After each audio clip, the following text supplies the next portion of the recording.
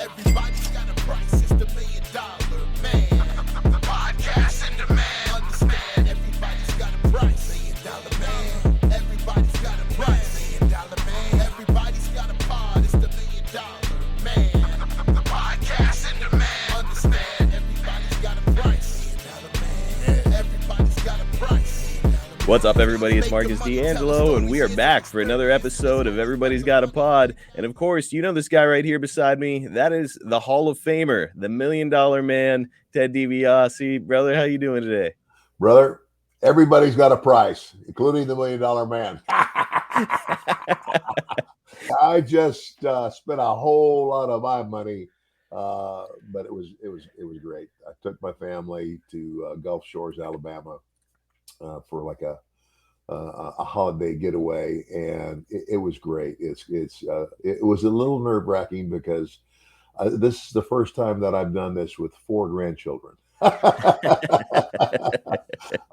as long as mommy and daddy were there to help with that, we were cool. We had a very good time, and I got a little bit of sun, and of course, I sunburn up here because usually I have a hat on. And I'm trying to make sure this doesn't just keep going back. I'll tell you what, man, compared to a lot of guys from your era, you are hanging in there great with the hair. And I've had a lot of comments like, Ted, how old are you? I said, well, I'm almost 70. And they go, golly, you don't look that old. So you do not. Thank you, God, if I don't. You've been blessed with the good genetics. You do not look like you're about to turn 70 years old. And man, what a blessing to be able to get away with your family there for a few days. But now you got to pay for it, right? Absolutely. Oh, yeah. That's it. That's always how it goes. Yeah. Well, look, you said everybody's got a price, and everybody's got a pod, which is, of course, the name of our podcast. And but nobody's got a podcast like us, brother. We are taking a deep dive this week into the summer of 1993. So we're looking back exactly 30 years and some of the happenings in the WWF. Okay. And man, I'm excited to talk to you about this era. It's a pivotal time in wrestling because this era represents the transition from the golden age of wrestling to the new generation era. And we've got a lot to talk about. Before we get into it, I did want to ask our listeners, have you subscribed yet over at youtube.com/@everybody's-got-a-pod? If not, what are you doing? We have a ton of clips from the show there. We even drop a YouTube exclusive clip every single Monday that you can't hear anywhere else. Also, we're playing another giveaway sometime very soon, and the only way to be eligible is to be subscribed to our channel. Again, it's youtube.com/@everybody's-got-a-pod. Doesn't cost you a penny to get over there and get subscribed, and you're going to love what we're doing. So Ted, this transitional period is defined by one huge storyline, and that is the departure of Hulk Hogan from the WWF. Hulk took a long hiatus following the steroid controversy, but returned in February 93 to feud with you and IRS and would capture the WWF title at WrestleMania 9. Of course, following King of the Ring in June, he would be gone from WWF TV until his return in 2002, so like 9 years later. We'll talk about your match at WrestleMania down the road for our second part of the Money Inc. episode. But Hogan returning to win the WWF title at WrestleMania 9, it was kind of overshadowing Bret, who Vince was allegedly ready to roll with at that time. Hulk Hogan he's trying his hand in Hollywood. He's kind of in and out of the promotion here at this time. The steroid controversy happens, and here's Vince putting the title back on this guy who is sort of not really around that much. Ted, when you saw it happen, because you were at WrestleMania 9 and you were a big part of the company at that time, when you're seeing Hulk get the title again in this era, do you feel like that's the right move for business, or do you think that Vince was kind of moving backwards doing something like that? Well, there's so many ways to look at that. I mean, here was a guy who he was the guy when everything exploded. And so he goes away and I never knew. I never talked to Vince and never talked to Hulk about it, why he made that decision. But, so Hogan comes back in a big way. And my looking at that says, well, they have kissed and made up, you know, now things are going to go on as usual, you know, but you know, obviously that didn't happen either, did it? No, as we know, that's not quite how things worked out. And by the way, things are not working out great for Vince aside from that either. This is also around the time that Vince is going to resign as the president of Titan Sports in the wake of the steroid controversy. So he's not indicted until later in 1993. But I think he kind of sees everything coming down the pike. And so he resigns and puts Linda in charge, I believe, as the new president of Titan Sports. Mhm. With everything that's going on, Ted, were you confident that the company is going to be able to survive and thrive despite this situation and Hulk, the biggest star ever, getting ready to leave? You know, I had no worries. I mean,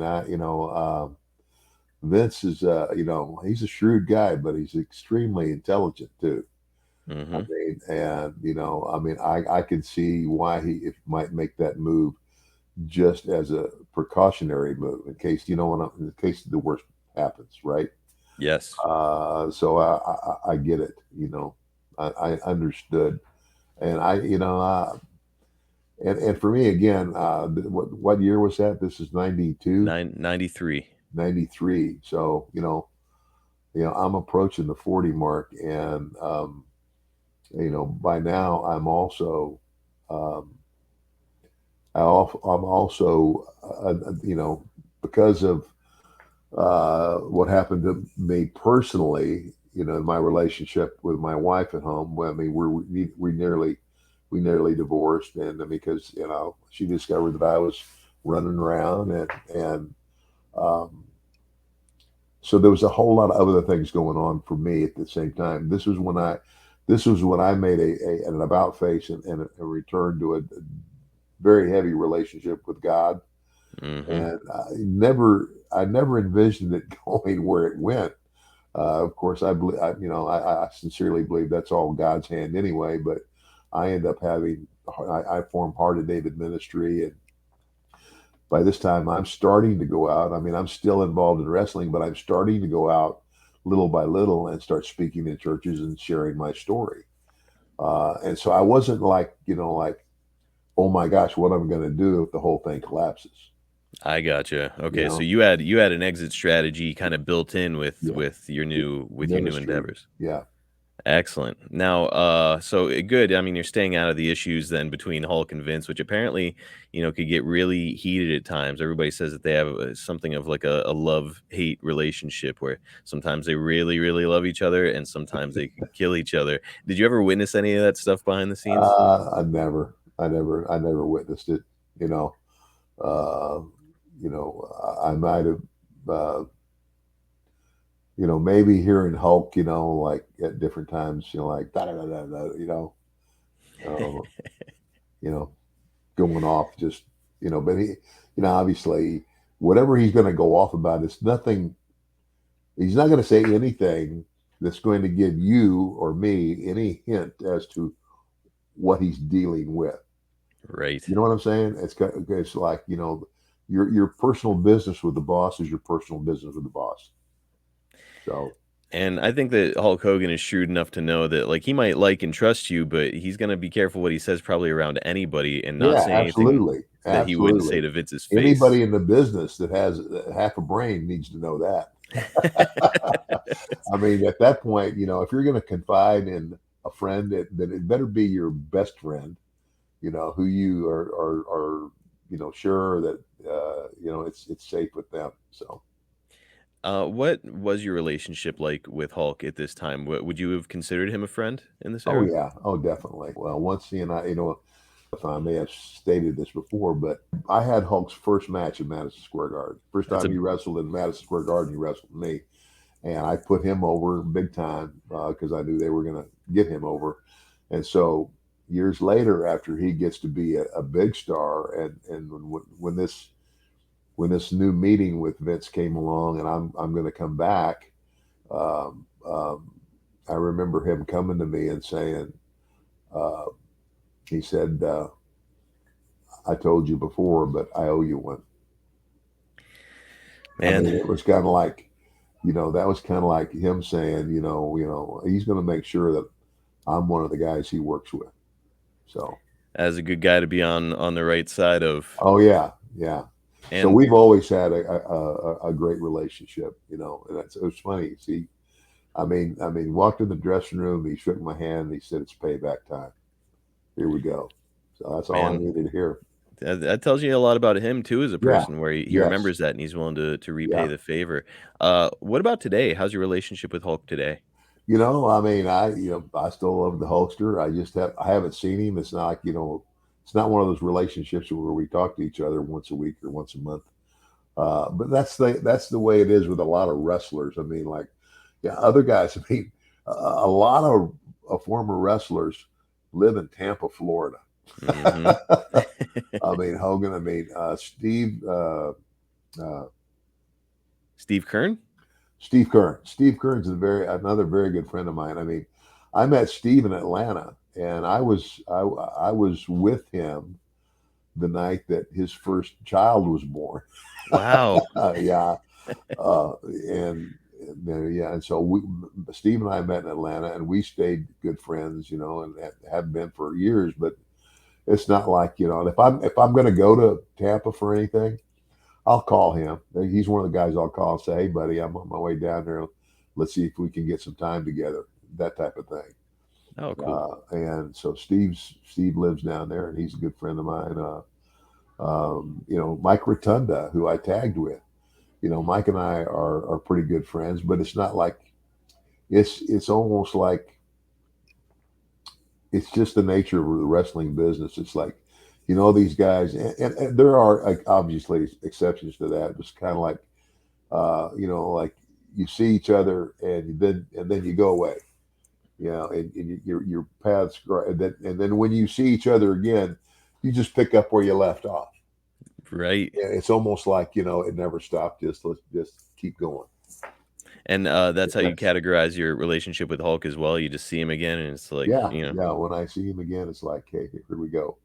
And of course, that's unless I had if somebody called me and said, "Hey, I got this odd idea for Hulk Hogan," and I said, "Well, tell me what it is first, and I could probably tell you what he'll say." You know him pretty well after all these Yeah, years, huh? yeah. So, but of course, I would never. I might say, like, well, I can give you my opinion, but I'll run it by him. And so this has been a couple times, and I mean, just literally a couple times where some people, like, tried to contact him through me, and obviously, I'm not gonna put anybody in direct contact with him unless he wants it. Right. No, because I'm sure that there's a lot of people clamoring to get in touch with Hulk. Yeah, yep. Well, Ted, if anything signaled a change of the times here in this era, this is probably it. On the 5/17 Monday Night Raw, Sean Waltman would score a huge upset victory over Razor Ramon. Waltman had gone by a few different names since coming into the company and working as an enhancement guy, but this is a fun piece of business. We know that this incident is going to lead to the rivalry between yourself and Razor Ramon when you and other heels start to taunt Razor about losing the match to the much smaller kid. But I'm curious, you're in this era and you grew up in this era of these massive guys, over the top guys, great physiques, huge guys, and at a glance, Waltman does not look like the typical wrestler. What did you think when you saw this smaller guy coming into the biggest stage in pro wrestling? Well, I'll be honest with you. I said, this is great. I mean, because here's the thing: real old school wrestling. I mean, like, my father's era.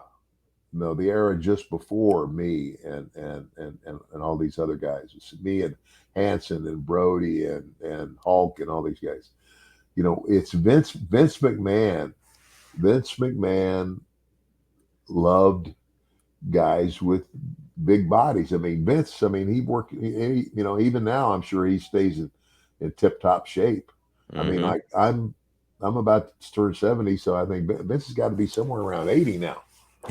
I know I'm he's not. in his 70s. Yeah. Yeah, I think he's almost 80, but I mean, I could guarantee you this: if I saw him again today, he would still have the guns. He. Let's put it this way: when he had the office built in Stamford, and this is the one that's right off Interstate 95, and you can see the great big WWF flag as you drive by it on your right, Yeah. going that way, going north. And he had a gym put in that office that is second to none. I mean, it could have been Gold's Gym. I mean, it had everything, not just free weights, all the equipment. I mean, everything. I mean, if you, and so anybody who wanted to, if you're working for the company and you're there for any reason, you want to work out in the gym, there it is. So I mean, that's how dedicated to looking good Vince is, and he liked that. He liked the guys with the big bodies and the the great big physiques, but old school wrestling didn't demand that. I mean, okay, let me give you an example. You remember Buck Robley? I know the name. I can't put a Okay, face to it. yeah, the Colonel Buck Robley, and Buck Robley was a great. Not only was he a great in-ring wrestler, but Bill Watts had him as the what do you call it? The matchmaker for a while. Oh, Booker. The Booker for a while under him. And if you ever saw Buck, you go, I mean, he had no body and, nothing significant, and he, like he wore long tights and look him up, but Buck Robley. But Buck is just one example. I mean, Dick Murdoch, there's another guy, another great wrestler, but and Dick was big, he had size on him, but he never had he never looked like he came off the cover of Muscle and Fitness magazine. But great wrestler, and so that's the era of the guys, and me. I had a decent body, but I never looked like it's like I didn't look like I came off of Muscle and Fitness magazine either. I was a great in-ring worker, performer. I had a decent body, but you would never think, like, well, and that's actually one of the things that Vince said to me when I signed with him. He says, I want you to be visible in the gym. Were you? Were you I making did. appearances? Oh yeah. I worked out a lot more then than I did, or have since. So. When you see this guy, Sean Waltman, he probably goes about 6 foot tall, maybe 180 pounds, somewhere in that neighborhood. I know that a lot of people, and this was in the Observer at the time. A lot of the people were like, "What are we doing here?" But you saw it and you thought of guys like Buck Robley and knew Yeah. that he didn't need to be huge, right? Yeah, I mean, here's like the reason I'm surprised is like, I can't believe it because look at the size of this kid. I mean, he doesn't look like he could break an egg. Mm-hmm. But again, it worked.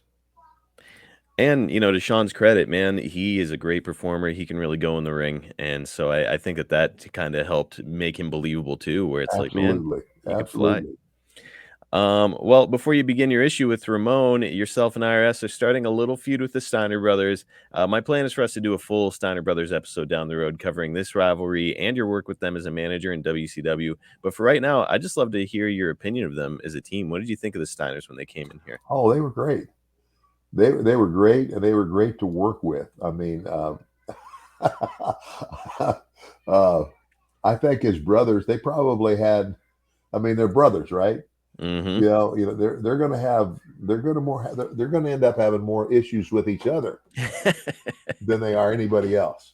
But no, I mean, not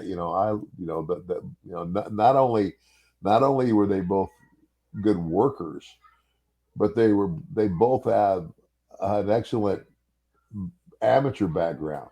Yes. Which is kind of like made me a little more fond of them because my dad, obviously, I mean, it's like my dad was actually, I don't think he was ever the world champion. I have to look that up if he ever had the world championship for even a day or something. But he was the AAU National Heavyweight Wrestling Champion in 1946. Wow. That's amateur wrestling. That's shoot wrestling. and he was the the champion of the heavyweight division. That takes a And pretty badass dude. oh, and he was only like 5'11", but he had a 22-inch neck. Wow. Yeah, it's like a bulldog, right? Yeah. Yeah. So So you saw the Steiners, and you're like, yeah, I like these guys. These guys are shooters. Plus, they have a good look. Plus, good ring skills. yeah, good ring skills, and yeah, we worked well together. We did.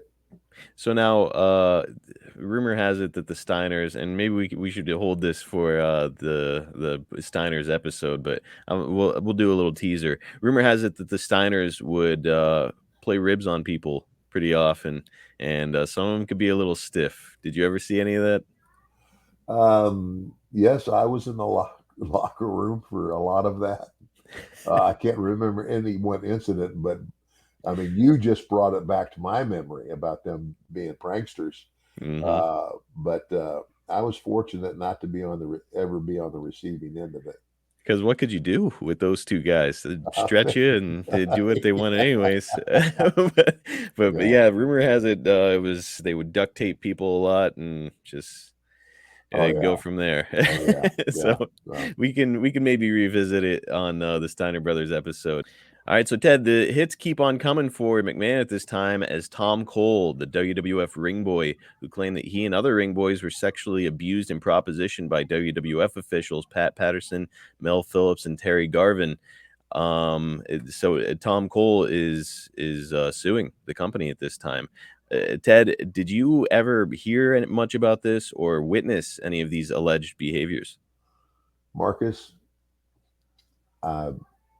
my right hand, and I'm a God-fearing Christian and a minister.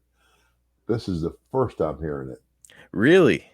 I never heard that, and I don't know how that could be. Like I don't know. I mean, Oh, dude, it maybe was. I never had time to pick up the paper, but I mean, I would at least think somebody's going to tell me this. you were on the road. You were a busy man, but man, it was national news at this time. Where this guy, I believe he was in his early 20s, and multiple other people who were working, and I think it was like some part-time announcer made a claim as well, where essentially these officials were coming to them and saying like, hey, you can advance in your job, but you got to do a little favor for me, type deal. And some of them were like getting in the ring with some of these ring boys and like working with them, but it would almost turn to like a sexual situation at times.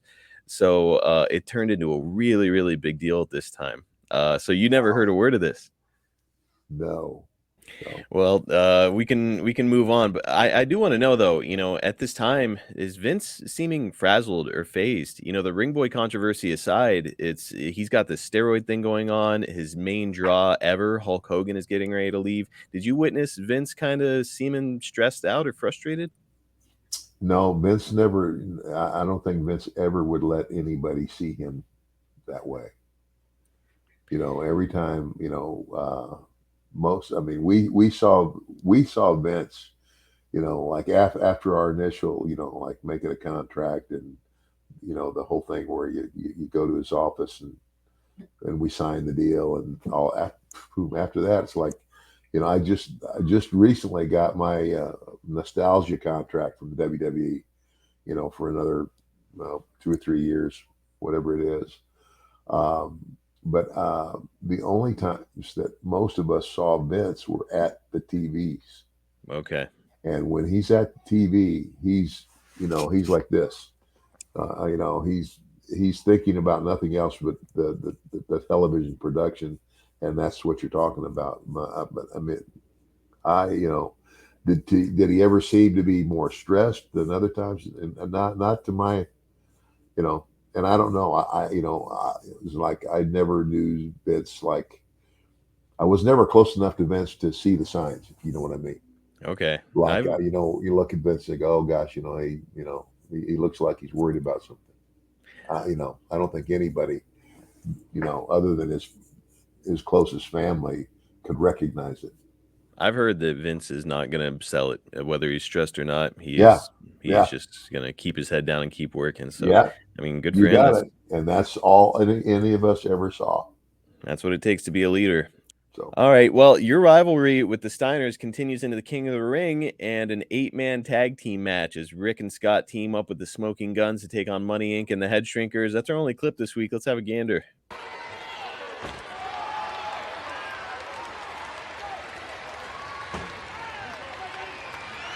Aren't those the two guys with the big brooms that walk behind all the animals? Maybe I'm wrong. I doubt it. Wouldn't surprise me. IRS made the Whoa! and so did Bart Gunn. A fresh DiBiase gun. and Billy Gunn, the two lead 'em in the ring here. A loaded gun. Irish whip, far side, back body drop. Great elevation there by Billy Gunn. Caught him with a clothesline. And another clothesline. DiBiase in trouble here in this 8-man tag team event.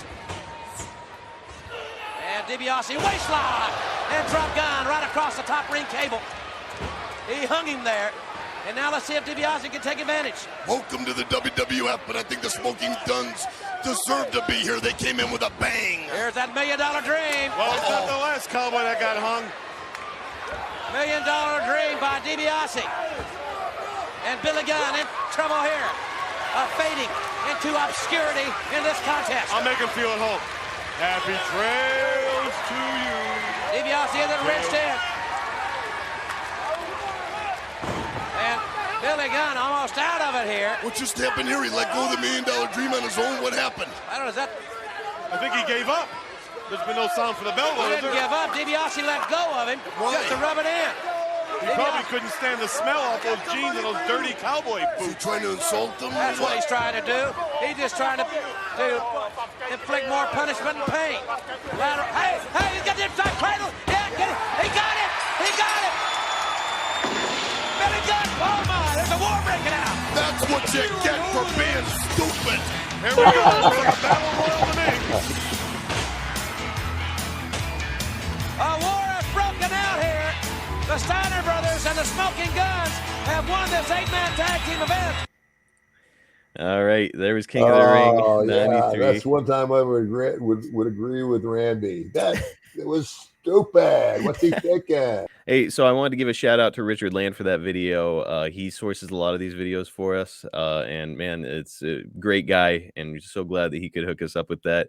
But Ted, King of the Ring 93 is the it's of course best remembered as Hulk Hogan's final pay-per-view match with the WWF, but a pretty underrated moment here. It's yourself and future Hall of Famer Billy Gunn locking it up in the ring. Billy is still going strong today with AEW, and incredibly, he's got a better body now than he did then, which is just wild.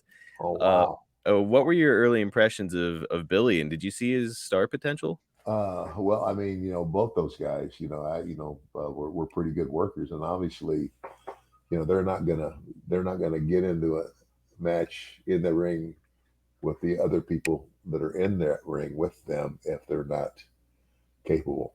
And of course, the other thing is the other deal is when you the way that you take potential stars and make them stars is put them in the ring, and expose them to the guys that have already been. I mean, that's how that's the way you learn the business. The old school way is, when I got in the ring the first, like, oh my gosh, like the first year, 2 years, I'm usually getting in the ring with somebody who's much more experienced than I am and who can lead me. So, but no, those guys were good. I didn't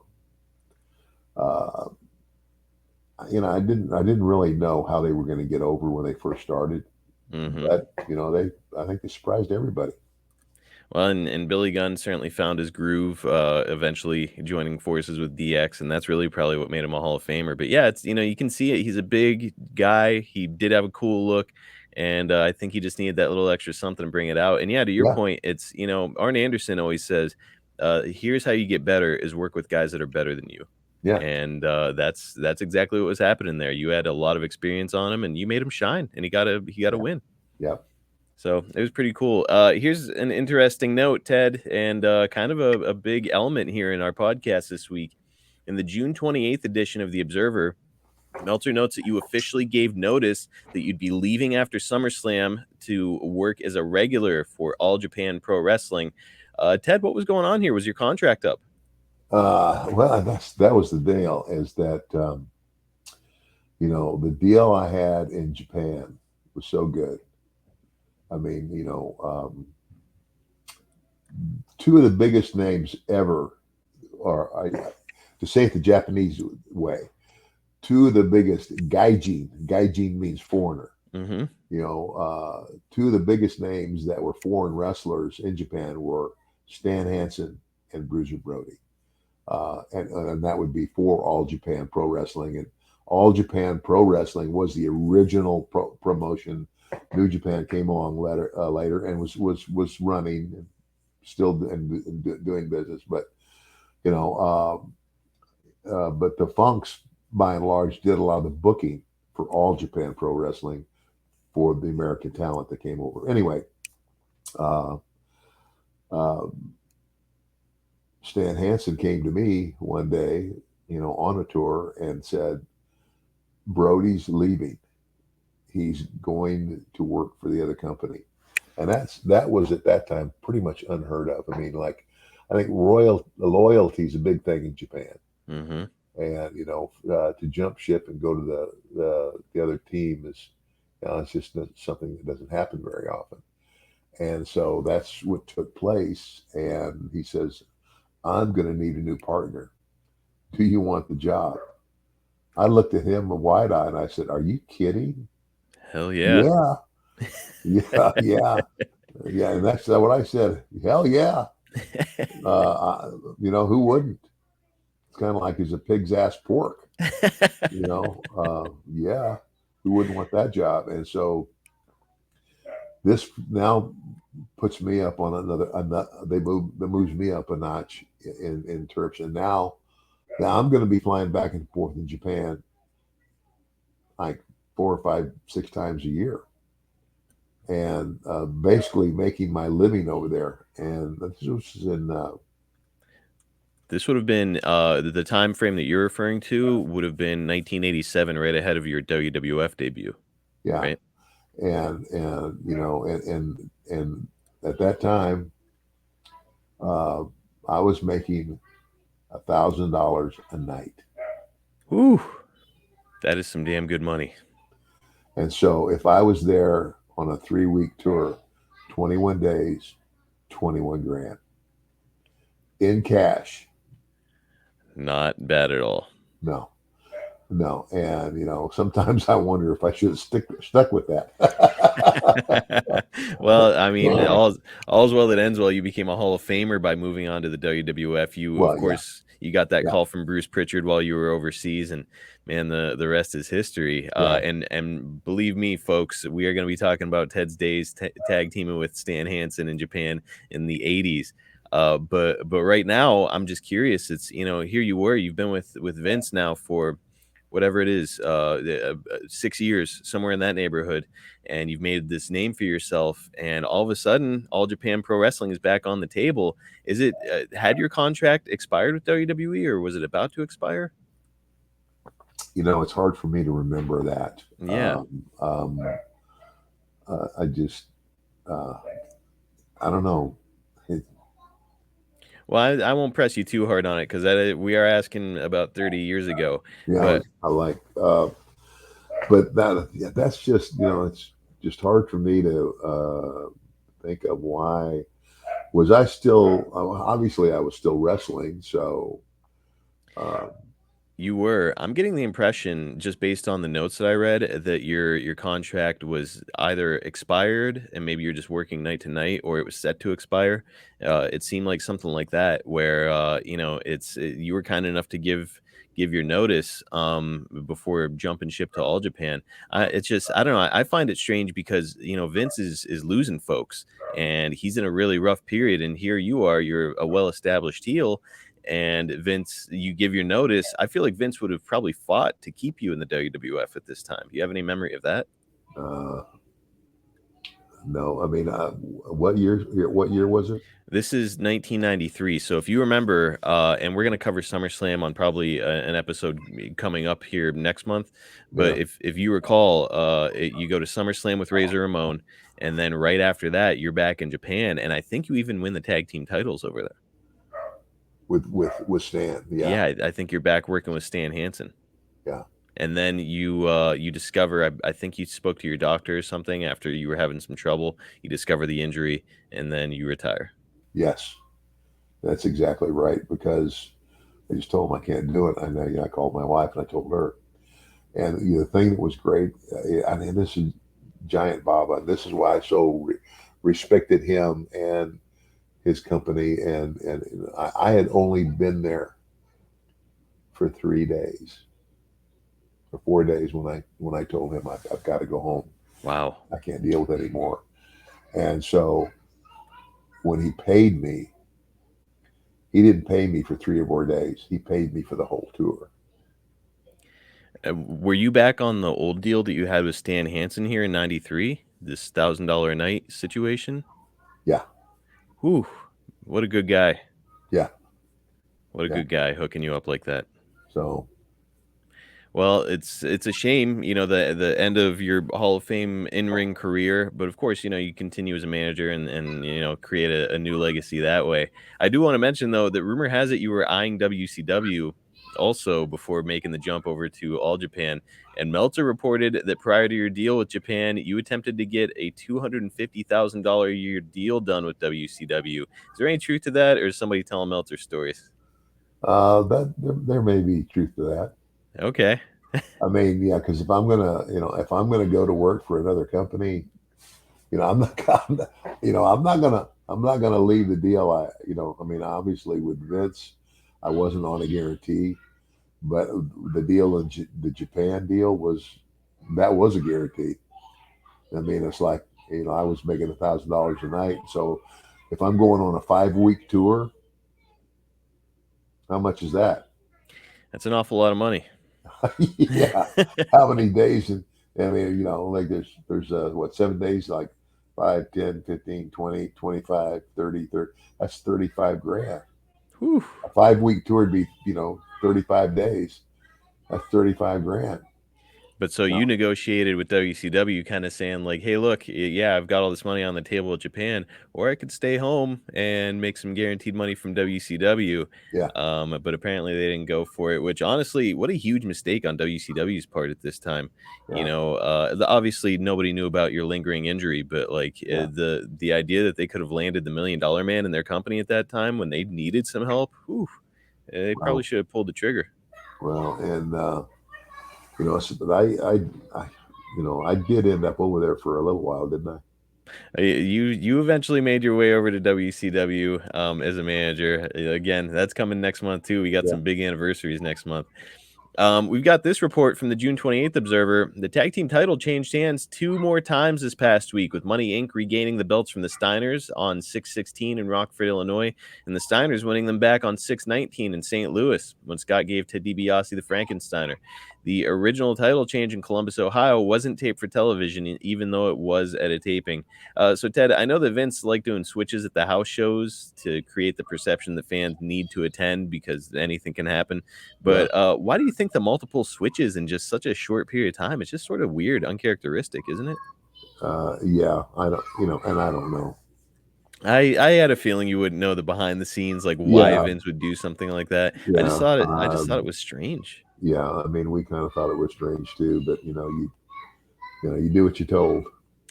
That's it. Well, here's another interesting note from the next edition of the Observer as Hogan finishes some of his final live events in America before his departure. Hogan's WWF career went out like a lamb. Hogan worked before crowds of 3,800 and 3,500 in Chicago and Boston, respectively. In both cases, Hogan didn't seem to be taking matters seriously. In Chicago, Hogan brought Horace Grant of the Chicago Bulls into the ring from the crowd and let him pin Ted DiBiase to signal the end of the tag team match. The next night in Boston, during a tag match, while Brutus Beefcake was in the ring battling Money Inc., Hogan jumped off the apron and began a conversation with some ringside fans instead of acting like he was heavily involved in the match. So I think that's pretty interesting, Ted. Horace Grant had just won the NBA championship series as a member of the Bulls on June 20th. And here he is like a week or so later pinning you in the ring. Do you have any memory of this?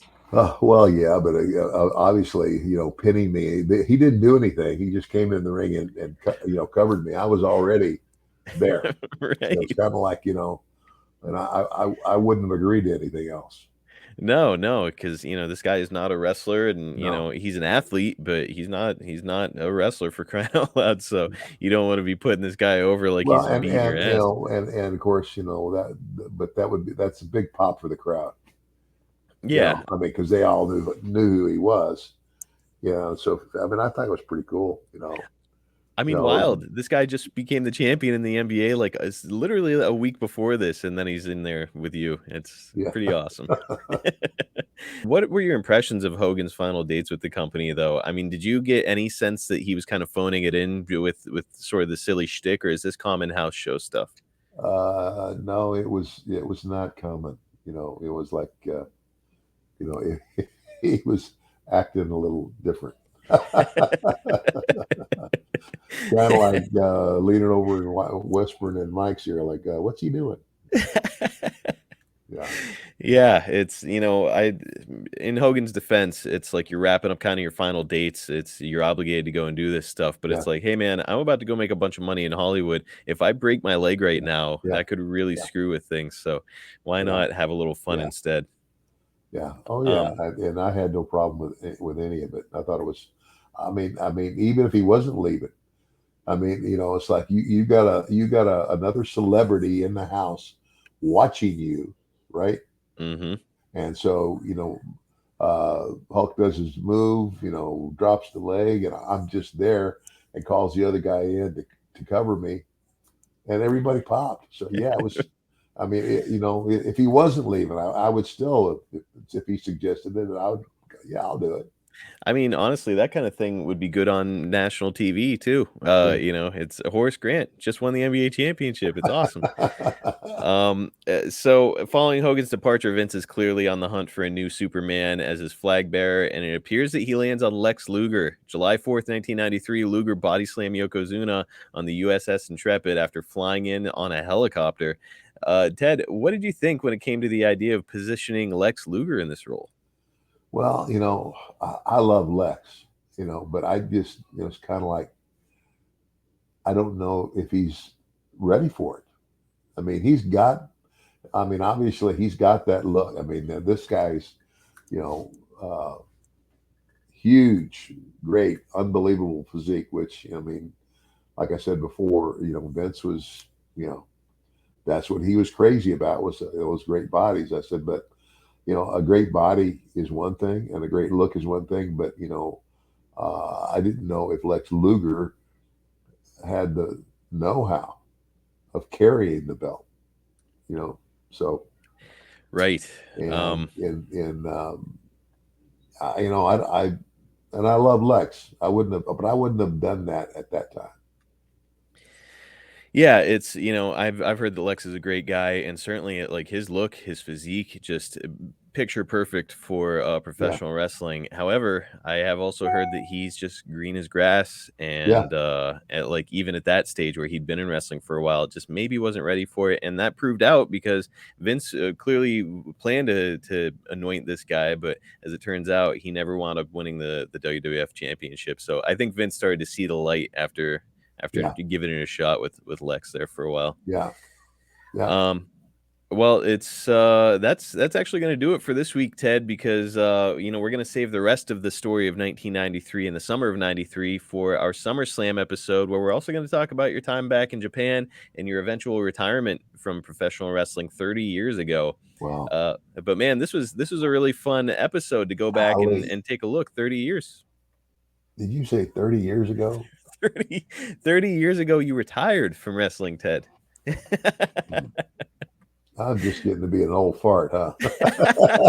Well, as we said at the top of the show, you're looking like $1 million, as it were. Hey, but before we go, I want to remind you all that if you'd like to get this podcast on video with no commercials and early, you can do that over at premierstreamingnetwork.com. when you sign up for Premier Plus. RVD's got a podcast, Sabu, and of course, most importantly, we have a podcast there. So go and check it out. There's tons of entertainment aside from just wrestling there. So it's if you're a wrestling fan, you are missing out if you're not a part of it. If you're enjoying our show and you've listened to your podcast app, please take a moment to like, subscribe, and leave us a 5-star review over there. That helps us out a bunch and keeps this free podcast free. It takes only a couple minutes, a couple seconds, really. Just give us a quick review, and we will thank you for it. We'll be back for more next week, but in the meantime, please give us a follow on social media at Ted DiBiase Pod on all social platforms. Also, you can follow Ted at MDM Ted DiBiase on his social media. Follow me at Marcus P. D'Angelo on Twitter. Follow Premier Streaming Network at Watch on Premier on Twitter and at Premier Streaming Network on Instagram and Facebook.